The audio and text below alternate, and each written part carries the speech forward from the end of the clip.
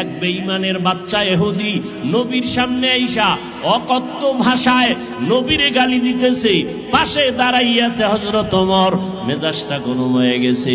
যেই নবীর কারণে আমি ওমরের সম্মান বেড়ে গেল, সেই নবীরে গালি দিবি, এটা মেনে নেওয়া যায় না।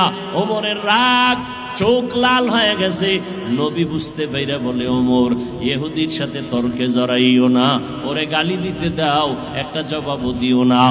যদি ওই ইহুদি টাকা পাবে, ও নবী, টাকা পাইলে তো এখনো সময় বাকি আছে ওয়াদা হিসাবে, আগে আইসা কেন গালি দেয়?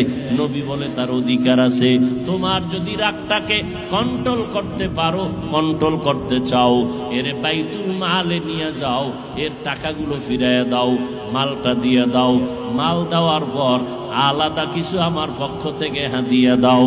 ওমরে ফারুক হাত ধইরা কয়ে, দিকে আয়, তুই নবীর কাছে পাবি। নবীর এত পরিমাণ গালাগালি করলি, রহমতের নবী, যেই নবীর শরীর মোবারকে একটা মশা পড়ে না, মাছিও পড়ে না, কেমন মায়ার নবী, রাস্তা দিয়া চলে, সূর্যের গরম যেন নবীরে কষ্ট না দেয়, মেঘের খণ্ড ছায়া দিতেছে, দুপার্শ্বের গাছ নত হইয়া নবীরে সালাম জানাইতেছে, জঙ্গলের প্রাণীরা নবীরে সালাম জানায়।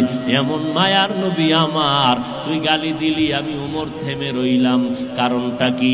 আমার ভিতরে আগুন আছে, আগুনটারে পানি করে রাখছি রহমতের নবীর কারণে। নবীর কাছে আসলেই শান্তি আর শান্তি, নবীর আদর্শই মানি শান্তি।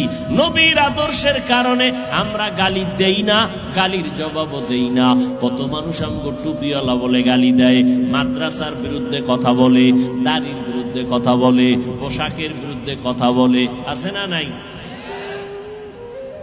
আমরা কিছুই বলি না, আমরা চুপ থাকি, আল্লাহর কাছে কান্না করি, দোয়া করি। ওমর হাতটা ধইরা ইহুদিরে বাইতুল মালের মধ্যে নিয়া ওর যা পাওনা দিয়া মাইপা দিয়া দিল, আলাদা করে কিছু মাল দিয়া কয়, এটা নবীর পক্ষ থেকে তোরে হাদিয়া দিলাম। ইহুদি মাথায় গাঁটটি লইয়া মালের বোঝা নিয়া দৌড়াইয়া বাড়ি না গিয়া নবীর সামনে গিয়া কয়, মুহাম্মদ, আমি তোমারে বহু পরীক্ষা করেছি, আজকে ছিল লাস্ট পরীক্ষা, তুমি পরীক্ষায় পাশ করেছো, বেয়াদবি মাফ করিয়া আমাকে কালেমা পড়ে মুসলমান বানায়া দাও।